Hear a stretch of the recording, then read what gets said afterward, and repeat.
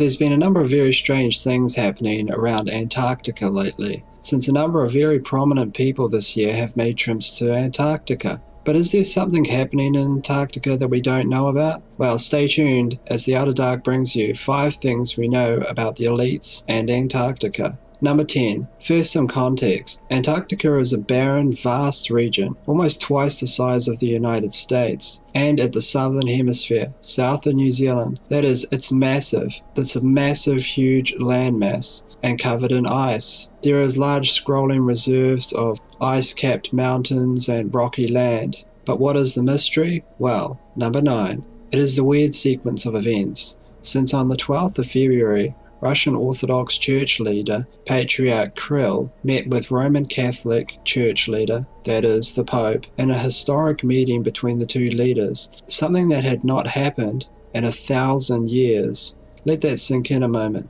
Now, this took place on the 12th of February, which is really strange, since straight after, that is only a few days after, on the 18th of February, the Russian Orthodox Church leader, Patriarch Kirill, then flew straight to Antarctica, as you can see here.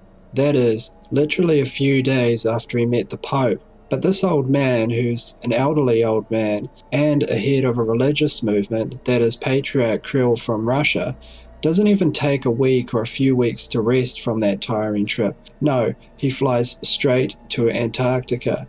That is, through a labyrinth of airports and stopovers. Number 8. When the Russian Orthodox Church leader arrived in Antarctica, he started acting very strange. He blessed the land and water that surrounded the area. Then he praised the land as a model of humanity. That is the ideal location for humanity. Now think about that for a moment. I mean, Antarctica is a barren wasteland full of rocky mountains and ice. Is that really the ideal place for humanity? John Kerry's flight to Antarctica. That is, out of all the days in the year that John Kerry could fly to Antarctica, he flew on November the 8th, that is election day in the United States, as if he knew something or heard something and he had to arrive in Antarctica immediately. That is, he flew out on the day of the United States presidential elections. Let that sink in, not at any other time of the year, but the day of the elections, when the entire establishment that he serves, as a Democrat, was on the line. Buzz Aldrin. After John Kerry's visit to Antarctica, which was highly irregular, next you have an astronaut, literally, and not any other astronaut, but also an astronaut that happens to be a 33-degree Freemason and a military insider. Now ask yourself, with all 3 of these visits combined, does a picture start to emerge that is something major is happening in Antarctica? Because remember, Buzz isn't just an astronaut. Buzz Aldrin, a 33-degree Freemason, represents another group of people, namely the Eye of Providence. That is the Grand Lodge of Freemasonry. So if you needed a report from someone, that is someone that could confirm that something was really happening in Antarctica, like you found something you weren't expecting, then who would you send if you were from the Masonic establishment? You would send none other than Buzz Aldrin. That is someone that has a military background, a background as an astronaut, that is space, and the intelligence sector, as also as someone that is a 33-degree Freemason, that is a lifetime Freemason. Lockheed Martin is now in Antarctica, and they are hiring. And Lockheed Martin doesn't show up to build some pipelines, or to build some beds for some scientists, or maintain runways. They work with SAP programs, that is highly classified departmentalized special access programs for the United States intelligence and military circuit. They are involved in places like Groom Lake, Nevada, and build things like this and this. If they say they're building pipelines, then you know something big is going down. The US spy boss James Clapper has been reported to have made a secret visit to New Zealand, which of course is the gateway to Antarctica. This he did in mid-March, where he met with Prime Minister John Key. So ask yourself, why would the head of the CIA make a visit to the Southern Hemisphere? You don't do this. You do this through diplomats. That is what they're there for. That is trusted people that you can pass intelligence information on. That is, unless you need to see something for yourself with your own eyes. This in itself is a kind of warning sign, at least in my opinion. John Podesta. John Podesta received strange photographs to his email, as reported to WikiLeaks. That is, mundane, boring photographs of Antarctica. A number of researchers have speculated that John Podesta's photographs aren't really photographs of Antarctica at all, but contain a hidden message that is either encrypted pictures or a meaning in themselves. As the Moscow Times reported today, Vladimir Putin is also on his way to Antarctica very soon. That is, the second most powerful man in the world is headed to Antarctica at a time full of international conflict, when relations between the United States and Russia, at least on the surface, seem to have a major problem. What does this mean? Well, if you're sending the Secretary of State John Kerry, and maybe perhaps Obama's even been there himself, as some researchers have stated, then who's next? Well, it would be the next most powerful person, Vladimir Putin. It is also worth noting that on October the 22nd, that is of 2016, it was finally reported that the Russians actually found an underground Nazi military base in Antarctica. Just a side note regarding Vladimir Putin, because the territory that the underground Nazi military base is found in Antarctica is controlled by the Russian Federation. And this isn't a conspiracy theory, guys. This was reported widely by newspapers like The Independent, as seen here. And the Nazi military base, that is the underground bunker system, was said to contain relics, that is, at least the Nazis themselves were in pursuit of some kind of relics in Antarctica. So if you read between the lines, that is another very interesting note that's come to light just this year, that is in October. Number one, it's hard to say what's really going on in Antarctica. Is there some kind of base there, some kind of super city for the apocalypse, or maybe ancient ruins that are so shocking the political establishment's freaking out? But what is the evidence really that there is something strange there? Do we have any evidence at all? Well, we have one thing, and that's a very strange satellite image, an image taken from Google Earth. The exact location will be placed in the description, of course, so you can confirm it independently by yourselves. Now, what is this? Take a look. Well, it can't be natural. No matter how you look at this, it is clearly artificial. There is a set of what seem like massive protrusions around the outside of the object, in symmetrical mathematical rows, that is, artificial again. On the surface, there is no telling what this could be. The cave behind, however, is 30 meters, or about 100 feet, which makes the opening massive. And if you look at the glacial patterning, that is the size of the object and the ice around it, you can imagine that it's been sitting there for a while. That is, at least we can assume that it hasn't been created this year. But what does this mean? I think it could be two things. Either these are ruins from an ancient civilization of some kind, or they're evidence of something being built fairly recently. What I mean by that is at least in the time period when we could have built such, say, in the last 80 years or so.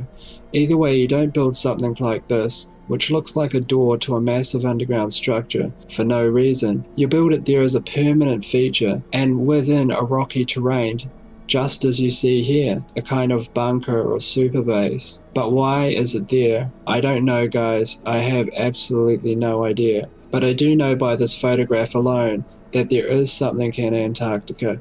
There is something there, and something has been built. At what time period we can only speculate, and that the elites are going there for a reason.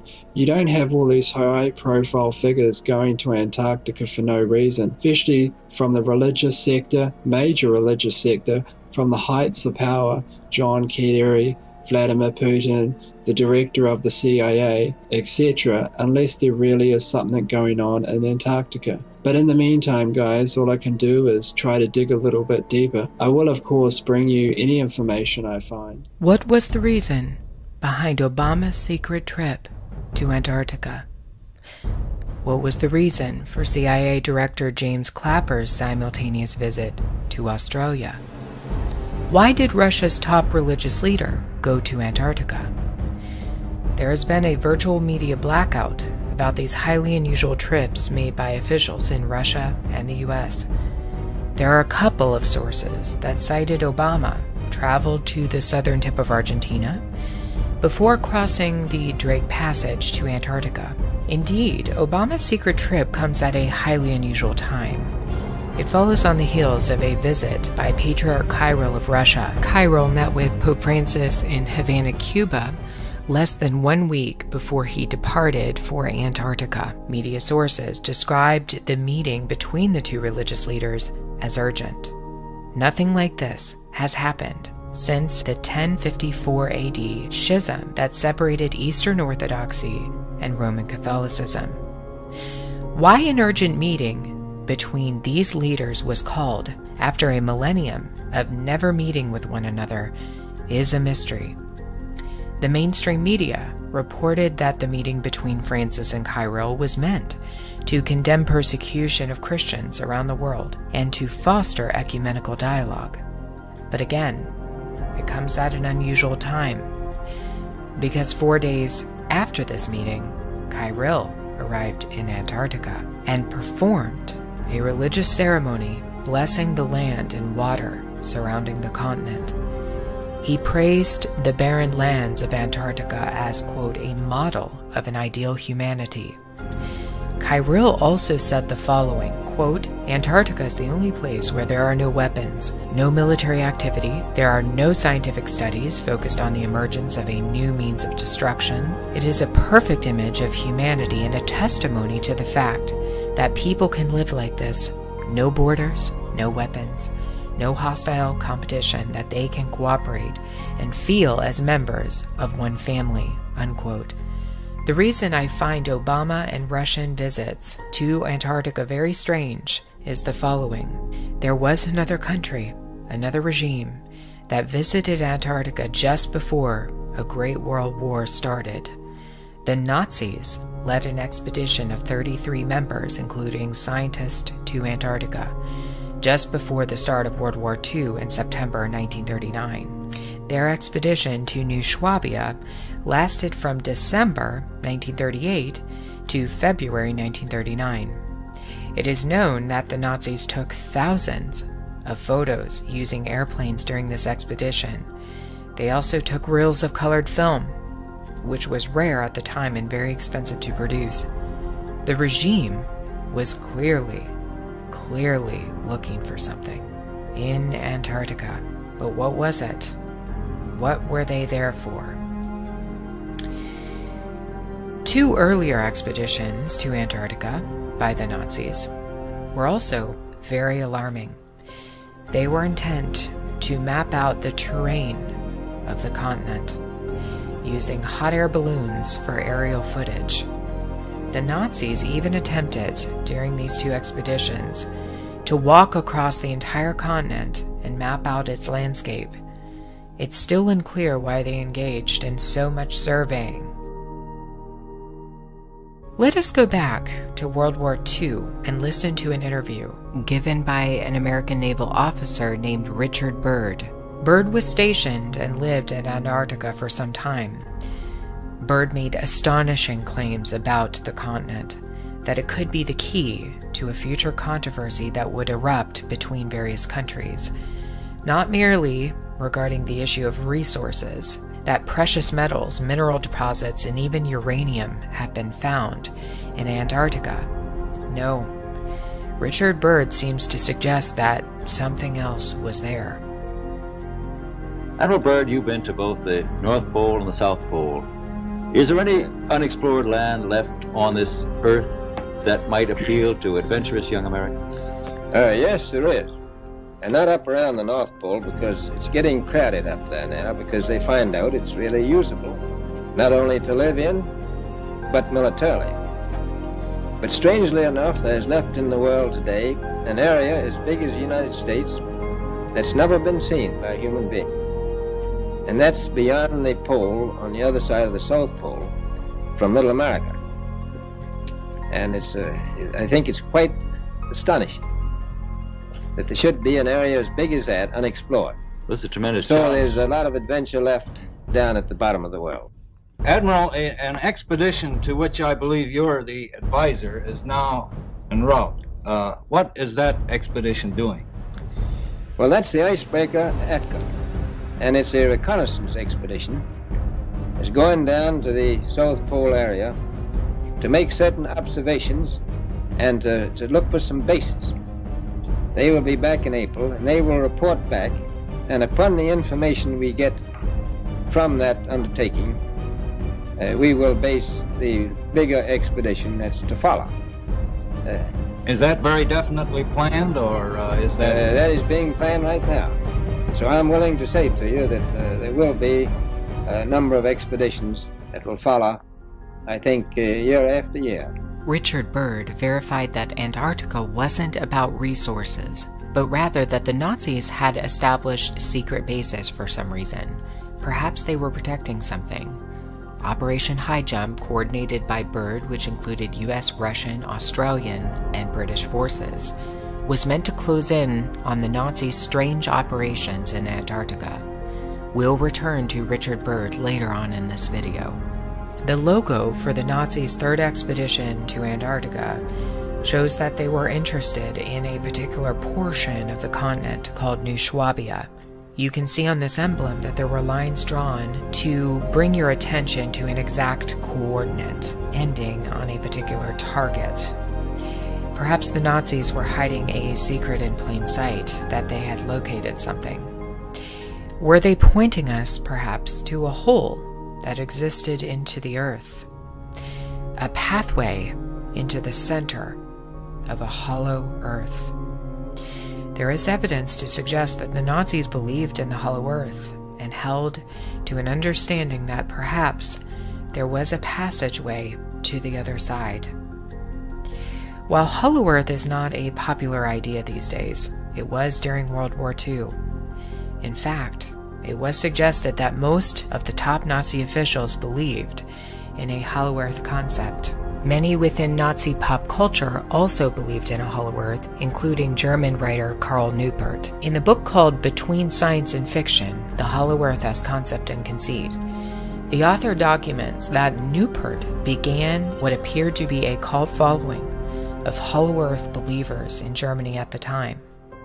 The idea was that the earth was shaped like an eyeball, a portal leading into it where the North Pole is located, and another portal leading into it where the South Pole is located. The inner portion of the earth is hollow. Likewise, the eye has an entry where blood is pumped into it, but the actual eye globe is hollow, filled with a substance called vitreous humor to protect it. Toward the end of the eye, a lens is located that resembles a mass of land in an ocean. At the center of this landmass is another hole, the pupil. The strange resemblance between hollow earth and a human eyeball is unmistakable. Antarctica was a point of entry into the very pupil of the earth. Interestingly, many Christians throughout history have held to a view of a hollow earth without realizing it.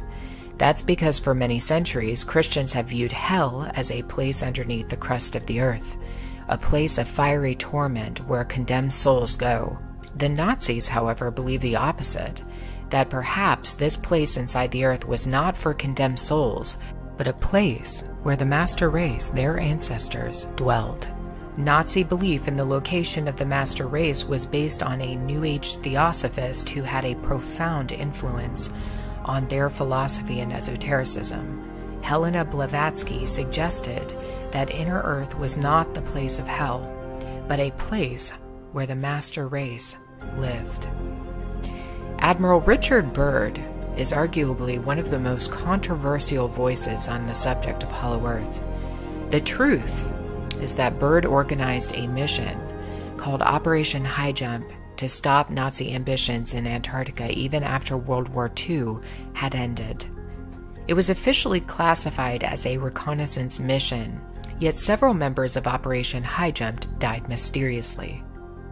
Admiral, you make us sound a little crowded. Are there that many expeditions now there or en route there? Well, you know, as I said, it's the most peaceful place in the world, but I don't think it will be for long, because of this intense interest on the part of other nations and this nation. This latest expedition now on the way is a government expedition, I take it. Yes, that's the government. I tell you one reason they're interested. It's by far the most valuable, important place left in the world for science. That's why the scientific groups all over the nation are really interesting. But more important than that, it has to do with the future of the nation, those to come after us, or even during your lifetime. The United States was on a mission to find whatever the Nazis hid in Antarctica. Shortly after Operation High Jump was completed, the United States began to promote the idea that the Earth was a solid ball with maybe a small core of magma, no entry or exit into the inner Earth, no settlements or secret bases underground, no potential escape for the Nazis.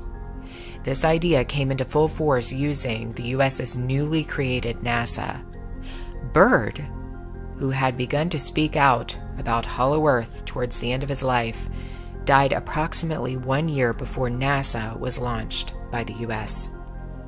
Certainly, if this was merely a Nazi claim, with no other substantiating commentary or research, then we could just simply disregard it. But it is a fact that Hollow Earth maps have been drawn for centuries.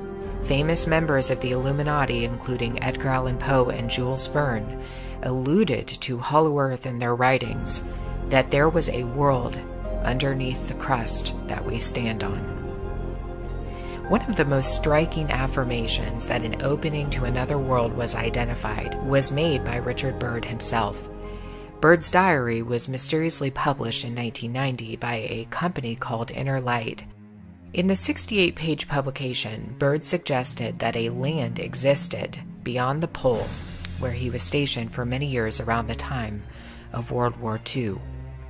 He made two mysterious bombshell statements in his diary. One was that he was ordered to keep silent about everything he had witnessed in Antarctica, and two, that he had witnessed the land beyond the pole, the center of the great unknown. Let us not forget that thousands of top-secret scientists in Germany seemed to disappear overnight at the end of the war. Some people believe that they escaped to the United States in something called Operation Paperclip, but some others are a bit more suspicious, thinking that perhaps these scientists made a quick exit off of the face of the world, literally, to the hollow reaches of the Earth, perhaps into the very inner quarters and to the location where another race of beings dwell. Did the Nazis go underground when the time came for their demise? And is this now the plan of the elites when World War III begins? Is the route of an escape in Antarctica?